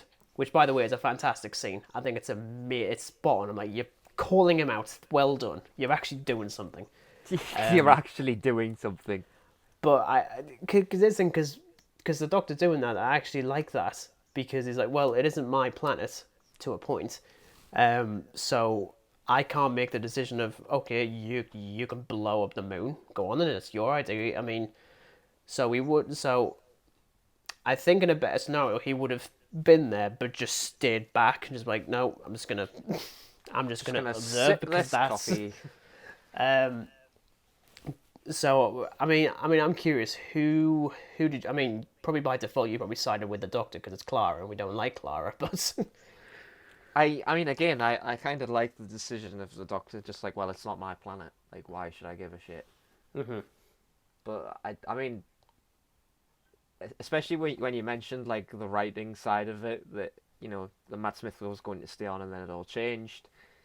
Especially with how manipulative that the 11th Doctor became. Yeah. Well. I think that like if he very stayed on, that 7th episode would Doctor. have been like spot on. Mm-hmm. But it's just strange. But it's always going to be the Doctor, because again, like Clara, I just don't really have much interest in her as a character. Like, Yeah. that speech bit is terrific. It is great. Yeah. It is It's great. it's like the closest they get to not swearing at each other. Yeah, literally. It's like, please, just like let there be one take where one of them just started just like raging on the other. I'm like, yes, please, just have that. I would like that. It'd be quite good. But yeah, I mean, I do like that Clara's a bit more proactive in this. You do have little Courtney, one of the students that's randomly from the previous one. Actually, I will actually reference briefly back to the caretaker. My favourite bit in that is actually the little bit where the Doctor and Courtney first meet, and he's talking about, didn't you read the sign? It says keep out. Like, no, it says go away, humans. Yeah. And Oh yeah, I had a little chuckle at that. and he's like, so who are you? And she's like, I'm a disruptive influence. And he's like, good to meet you. Get lost. I'm like, there's so many iconic lines, and most of them are just basically telling people to just get lost. Good to meet you. Now get lost. It's beautiful, honestly. Yeah, Courtney has nothing to do in this. Though I do like the fact that they shot the exterior moons of, I believe it was in Tenerife, I think. No. It was in like a volcanic area, or like it used to be volcanic. So it was easier to do post-production editing on the colours. I thought, that's actually really good. And also it's good because, of course, now because in the logic of this episode, the moon is growing, so the gravity's getting a bit more like Earth. so they can just walk on it rather than bouncy, bouncy, bouncy, bouncy. Unfortunately, as funny as that'd be. Also, major props to getting the Sanctuary Base 6 spacesuits back. They're just the best ones. Orange spacesuit and yellow helmet. It's just the best thing. Classic. But it's not the best episode. No, it's not. No. It's the next one. Just by default. Mummy on the Orient Express. Mummy on the Orient Express by Jamie Madison. Absolutely love this thing. Absolutely terrific. I love it. Definitely my favourite episode from this series, without a doubt. Yeah. I'll first mention the fact that the previous episode does do a good job of suggesting the idea that Clara is just given up on traveling with like the Doctor, and then is immediately just brought back in. I mean, even in the next time trailer for this one, you don't see her at all. So it's like, clever. You actually do. She buggered off now. Oh, she's back and she's wearing a dress. Okay, excellent.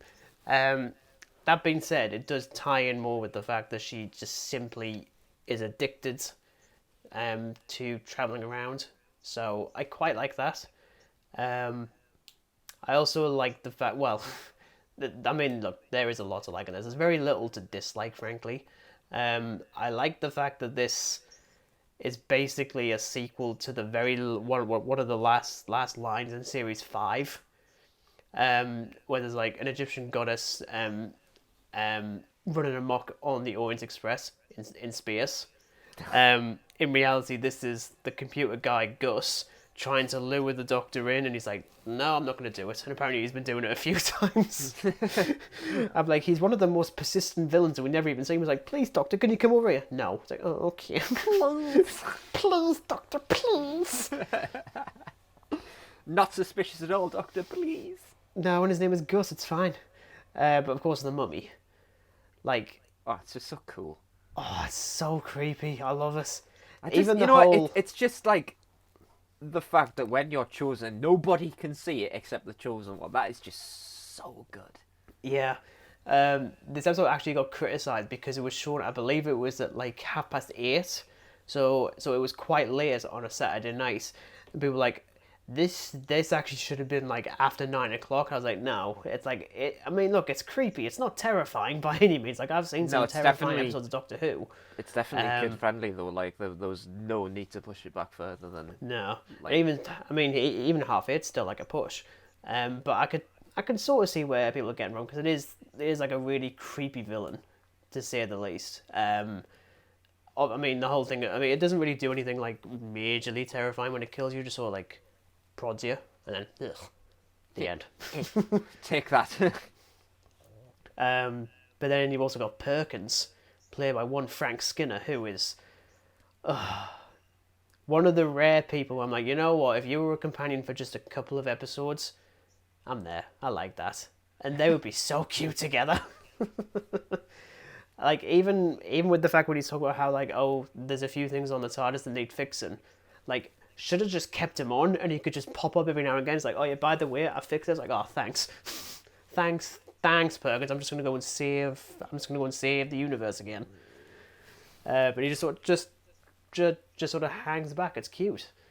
And then of course you've got a space version of the Orient Express, which I just really like that as a concept. It is brilliant. It is brilliant. And you know what it is? When I saw this episode, I thought, okay, you've just combined like two of my favourite things: Egyptian mummies and like classic mystery murder tour things. Mm-hmm. Like, I actually really like the jazz version of "Don't Stop Me Now" that Foxes sings. That was really good, and it actually released the the full rendition, so you can actually hear it. It is actually, I mean, look, it's by no means the best version of "Don't Stop Me Now." It's obviously the original, but I do like a jazz version of it. It's really good. And Foxes is a good singer, even if I haven't seen her do anything for years. Though it was quite cute in the behind the scenes stuff, and you see her like going on to the TARDIS set, and she's like geeking out a little bit. I was like, yeah, I'm there. You've got me. I'm sold. Yeah. Another Jamie Madison one, Flatline. Is this the 3D/2D? Yeah. Yeah. The 2D or not 2D. That was terrible. I'm gonna stop now. I think there are parts of that episode that I like. I kind of like the morbid side of it, where like they're eating and consuming people to understand them, and there's just like a nervous system in the wall. Yeah. That's creepy. As a horror Very, fan, very I creepy. I really like strongly it. approve of that. Yeah. It's just weird, and I kind of like the fact that the more they consume these people, the more they understand them, and then they become three-dimensional, and they're just creepy as hell. Like they're just glitchy. They're creepy. It's yes, no. very, very creepy. I love the visuals of the TARDIS shrinking. Like that is really cool. Do you know what scene had me absolute fits I even said Regan? it. This scene where the Doctor's TARDIS is thrown onto the train tracks, and all you see is the hand, and he's just like scraping for safety. Oh, it had me in fits. Yeah, I mean, like the visuals are a little bit iffy on that, but it is really funny. We of course have the introduction of Rigsy in this episode. I do like Rigsy. He's he's a decent human being, unlike the other guy that he's working with. When he just looks like he's got like really. He actually looks like he has Capaldi's eyes and eyebrows for the entire episode. He just looks Just like his rageful. evil twin brother. Yeah. But yeah, it's not an episode I find myself rewatching a lot. Like I think compared to Mattison's first episode, Mummy, this one's probably the weak one. That being said, I do still really like it, and it's nice to get the Doctor out of the focus, ish. I will actually mention this now. Actually, I hate the fact that in the last series, Clara has no development at all, and so she gets all the development in this series, becoming an actual human being, but then the 12th Doctor has nothing to do. Nah, especially with this one. Like, yeah, it's nice to have him out the focus for a bit, but then again, like, it just becomes a bit too evident that all the focus is on Clara again. It's like Deliberately so, because you've done the switcheroo with me, haven't you? We'll briefly touch on the next episode, which I actually think is the worst one. In the Forest of the Night. Well, yeah, because it's I've literally got like the notes he sent me, and in the note it's the story. in the characters. Marks. What the episode even is, I haven't even written them down because my God. What even is this episode? Because I can't remember a dicky bird about this. I deliberately didn't rewatch it when I went back through Series A because I want to, so I can figure out what it is. And it's weird hearing Moffat talk about it, where he's like, I know people think this is a very like middling episode, but I think lyrically it's beautiful. I'm like, no, it's not. I mean, if it's beautiful in the sense that you've got like a vision of London being consumed by a forest, I'm like, that's actually alright. Oh, it's that episode. Oh, yeah. I'm not gonna lie. Like, I think I saw about half of the episode, and you just gave up. Yeah, I just zoned out. Being honest, it just nah. All I'll say, because I've got no interest in talking about this one, is the title's a lie. Because this is all set in the day. Yeah, I know. In the forest of the day. It's the day. God's sake. But,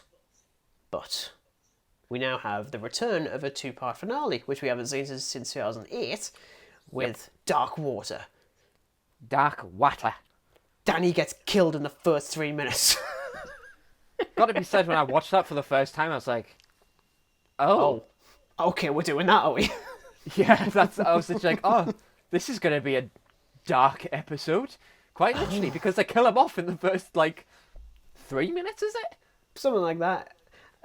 He's just on, a nice friendly phone call, and then the next minute... That being said, I actually really like Clara's reaction where she's not sad because his death is just ordinary. Because she's used to all this outer space, Oh, yeah, she goes, super... She goes super duper emo. It's ridiculous. Yeah. She's like, I'm not even surprised. It's just an ordinary death. Yeah, it was boring. It's like, do you want to fucking tell him that? Because you're probably about to in about 20 minutes. So you know, that was really good. I also like the exchange between her and the Doctor in the volcano. I mean, yeah, the next time trailer does, like, not necessarily spoil, but really misdirect where you think, oh, Clara's Oh gone yeah, evil all of a sudden. definitely. 'Cause it's Um, the trailer like almost hits that she just goes absolutely AWOL. I don't like. I don't buy the whole thing of like every single time she throws the TARDIS key into the volcano, it's gonna like ruin everything. Because I'm like, he can snap his fingers. He can literally do that. And no offense, I'm sure he's got about 357 keys everywhere. He probably has a key Probably. room. Like, for God's Probably sake. does, to be honest. Um, but of course, one of the biggest things, which we actually haven't referenced yet, is the appearance of Missy. So she obviously pops up a couple of times throughout the series.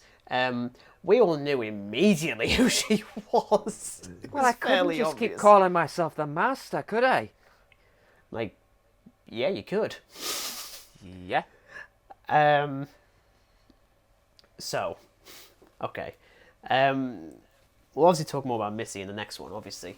But I love how manipulative she is, where like she pretends to be an android for like 3/4 of the episodes. Oh, I know. That was so good. And I love the fact that I did actually buy it for a second. I was like, oh, that's it. You know what Okay. it is? I bought it up until the part where, you know, that something isn't quite right with her. I was just like, I'm not really sure if you're an android anymore. I just think you're just evil. Yeah. You're just an evil creature of some description. I bet you're the Master. Yeah, probably. Guess what? Then, of course, you've got bloody Chris Addison in the series, which, you know what, I mean, I love his comment. I was rewatching the stuff that he did on Mock the Week and the scenes we'd like to see thing, and there's some of the jokes that he does in that honestly had me in tears. They were just amazing. He's alright in this. Yeah. He's alright. Yeah. You know, suitably over the top and clearly having fun. It is nice to see Capaldi, and even though they never interact, but you've got Capaldi and Chris Addison together because they were both in the thick of it, which I've seen bits and bobs of. I've seen more compilations of. I think it was like the thick of it, the full Malcolm Tucker, and it's just scenes of him going nuts, and naturally Chris Addison is in it. So obviously you've got Danny in like a version of the afterlife, which I thought that's a interesting idea. Like, Yeah, I think it's quite out again, there. it's quite hit and miss because it is quite out there. But then it's obviously revealed that it's a cloud, which, you know, again, I quite A like data because with cloud. like digitalness and technology, and all this. And then of I course quite like it. we all know where it's going to go. But I will reference the other bit that got a lot of controversy. I think still does. I'm still not really sure how I feel on this, but it was the whole 3 words thing that they suggest, where the human mind is still conscious for a brief moment after death, and you can hear them screaming. And the 3 words are "Don't cremate me," because they can feel it. And I was like, Oh, I don't know if I like that. That's a bit like it's dark as fuck, and I'd expect that in like a proper horror film, but I don't know if I want that in Doctor Who. yeah, I think with Doctor Who, like, you have to be very careful, like, with stuff like this. I mean, as I said, like, the stuff with Danny, like, that was really, like, sort of just about to scrape the over-the-top line with it being so bloody sudden. Because it's literally, like, 3 minutes in, you're like, oh, you know, Danny Pink, nothing bad's gonna happen. Huh. That's About fine. a second And then bang. later. Yeah. It's like, But then of course, it's annoying how like a lot of this was already leaked and was shown in the bloody next time trailers. That was not very clever. Is of course the return of Iron Man. They're not the Cybermen. They are Iron Man. They still have the bloody arc reactors. I hate that design on them. I hate No, it's like neck up, beautiful. It's a shame about the rest. Like, it's just literally evil Iron Man. And even then, Iron Man is technically evil. He's a complete narcissist. Oh, yeah, but, like, you know. Another Robert Downey Jr. reference all of a sudden.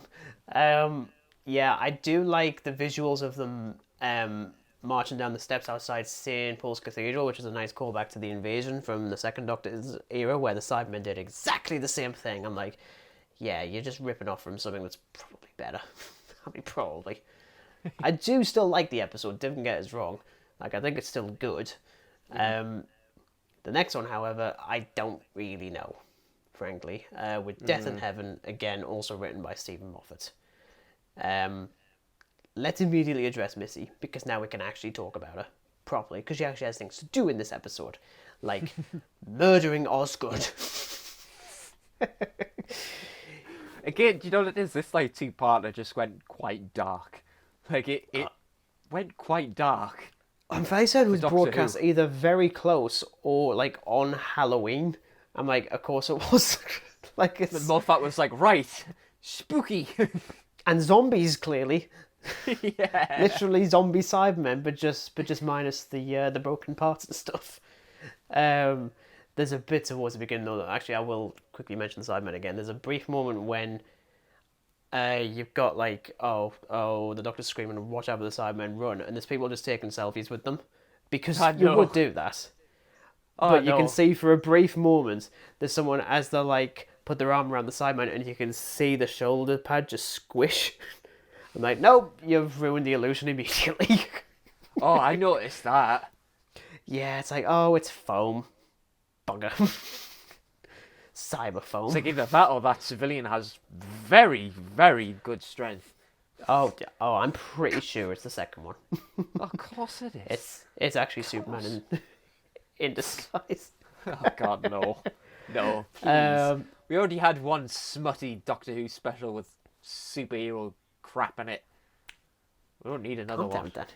Hey, we haven't gotten to that episode yet. No, we haven't.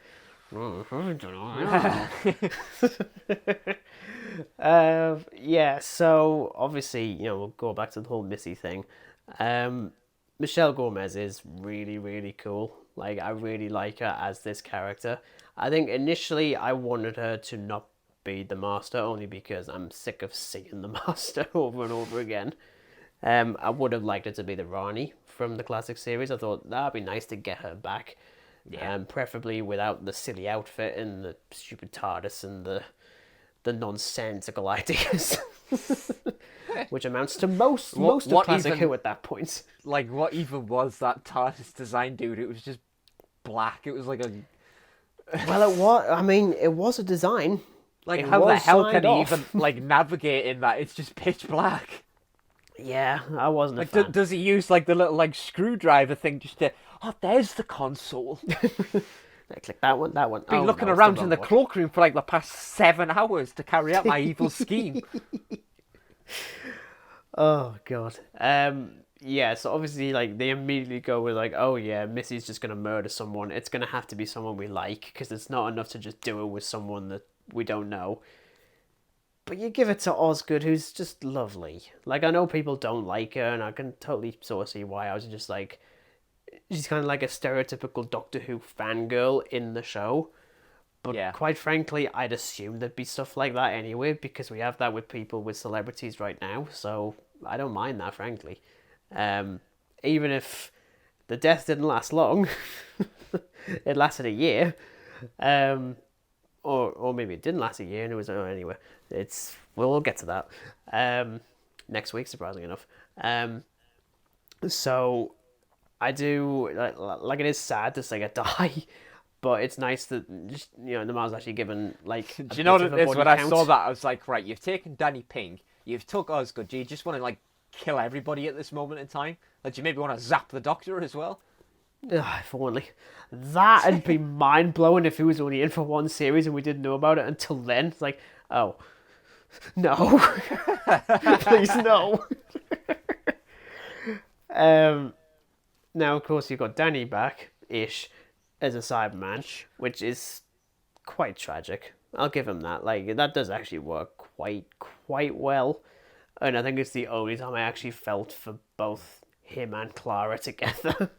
And it's the fact that he's dead. It's the only way I cared. Which makes me sound like Stephen Moffat, actually, when like I say it out loud. I only care for people when they're in peril. which is usually how I it mean, works. I think that's probably the highlight for me because, like, she's just sort of gotten used to Danny being dead, and now, like, he's sort of undead.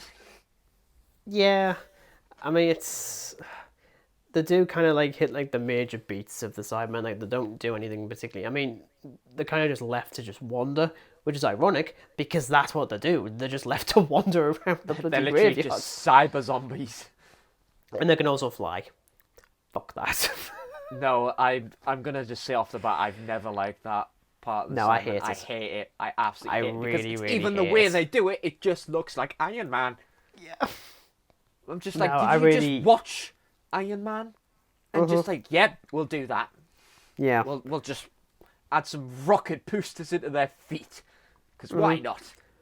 But then of course you have Danny, who's the one that actually saves the world, not the Doctor and Clara, which I actually quite like.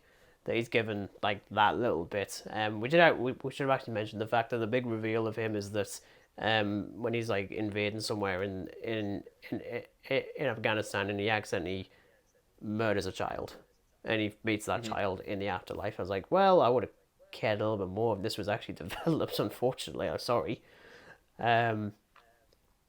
but that's actually quite like that, and I do really like the classic way they get rid of the Master, where it's straight out of the classic series, where you're like, we don't know if we actually killed them, or maybe they just teleported away. We don't know which one it is. It's We'll always find out like in- it's always to do with like incineration as well. Like it's Yeah, it's exact. like- Is she dead, or did she teleport? Well, we'll find out in literally 2 episodes. Yeah, exactly. They didn't waste any time in bringing it back. Now the ending. The actual ending with the Doctor and Clara. I really like the fact that they both lie to each other. Where it's like, yeah, I got Danny back, he's back, we're all fine. And the Doctor's like, yeah, I found Gallifrey because Missy wasn't lying. And you get that great sequence of him looking out at the TARDIS and it's not there, and he just starts smashing the console and like crying on the floor. I'm like, I really like that. That's actually really Yeah. really good. I thought that was really good. That like it's. You know what it is? I wasn't too keen on it at first. I thought, oh well, but now I'm like, Yeah. he's a bit angry and sad. He's been like that all freaking series, man. Honestly. My name's the 12th Doctor. I'm pissed off at everything and everyone. Well, yeah. And yeah, I mean, I do like how initially they just leave it as like, yeah, they've left on technically their own terms, but also on lying terms, and even like the Doctor's line of like why don't you like hugging? And it's like it's just another way to hide your face, and he just like smash cut to both of them, and they're just like, yeah, we're lying. And initially this was going to be the end for Clara. She was going to end with this episode, walking off, moving on. But no! Let's quickly mention the Christmas special. Last Christmas. Starring Why? Nick Frost as Santa Claus. Nick Frost as Santa Claus is actually really good. I You really know, like it's that right, as like- a casting choice. When I watched it, right, I was like, I recognise that bloody voice. So I looked on the cast and I was like, Nick Frost as Santa Claus. I'm like, no. No way. The fact that he gets the better job than bloody Simon Pegg did in the first series was the editor or something, I think he was in Yeah, the long the game. editor. Yeah. Whereas Nick Frost is like, fuck it, I'm going to be Santa Claus. Look, I don't like the elves in this. The elves are crap, they're not funny, and one of them is Strax. It's literally Strax. It's Dan Yeah. Starkey who plays Strax. He also plays one of the elves. I'm like, oh, screw that. No. Not allowed to do that. Yeah. You've got Santa riding Rudolph as well. And you can turn off his nose as if it's a car. I'm like, you're losing me again. It gets, like, don't get me wrong, like, I think it was going to be silly anyway, but I think it just gets overly silly. There is one character in this that is quite intriguing, and that is the character of Shona, who we're introduced to after the cold open, who is dancing to the the constant Slade Christmas song that's on in every single Christmas episode of Doctor Who. Oh. She was going to be the next companion, or at least was believed to have been. Because, again, this was supposed to be Clara's exit. And it was. Again. Just like, okay, we're going to finish with Death in Heaven. No, actually, I'd like to come back for the Christmas one. Like, okay, fine. Okay, yeah, we'll do it. Yeah, we're fine. So there's technically some closure to her and Danny. Again. There's closure to her and the Doctor when she grows old. And then it's like... And then Jenna's like, oh, I don't think I'm finished yet. So last minute change. The entire thing is fake. Again, because we have totally not facehugger rip-offs. Don't even get me started with that. Like, literally the Wish equivalent of facehuggers. There, I said it. I would have disliked it less, funny enough, if they hadn't referenced Alien. As in, like, one of them had literally said, oh, it's like Alien. Like, no. You can't be... But also, I was like, oh, you're actually referencing Alien in Doctor Who. That being said... I can't even emphasise how much that annoyed me, Regan. And then, like, other characters like, oh, what's Alien? Like, I will give him this, though. I do really love the line of, like, there's a horror movie called Alien. That's really offensive. No wonder people keep invading you. I did laugh at that. See, there's a horror film about Alien. So no wonder you get invaded. I was like, God damn you, 12th Doctor. Yeah, it's good. I mean, otherwise it's pointless. What are they? The Cantrafari, I think they're called, or something. Something like that, yeah. Like you've really got into Basically random words generator and just that popped. I was like, yeah, that sounds alien enough. Yeah, so obviously the original ending for this one was going to be Clara going old and moving on from the Doctor, which was a nice reverse of the time of the Doctor. In fact, they get the same thing with the Cracker. And then it's changed at the last minute again because Jenna. Because why not? Jenna. Yeah, mostly pointless, frankly. I haven't got much to say on this one, frankly. It's just... Yeah, I don't either, to be honest. I think it's alright as a special. It's not exactly, like, mind-blowing. It's just alright. Which I think kind of encapsulates a lot of this series anyway. It's, like, very... It's got some decent ideas, but overall it's just very... generic in some way, yeah. Yeah. It's pretty standard and generic. I mean, obviously, like, the best one is, like, Mummy on the Orient Express. Probably followed by Kill the Moon for me, personally. I know people really don't like that one. Yeah. And then In the Forest of the Night is just crap. Although Last Christmas is kind of getting it for me all of a sudden. I'm like remembering bits of that. I'm like, no. But then it has Nick Frost as opposed to In the Forest of the Night, which has a CGI tiger, I think. I think it has a tiger. I've got a vague recollection of it. I can't remember a single thing about that. That's even better than I can't. So, like, it's fine. It just doesn't exist, I suppose. Yeah. Probably a good thing. But yes, that is our thoughts on Doctor Who Series 8. A fairly lengthy one, because now we can actually talk about the entire series. I'm actually looking at the time like, oh my goodness. I haven't made one this long since bloody Jurassic World Dominion. Difference between is the way...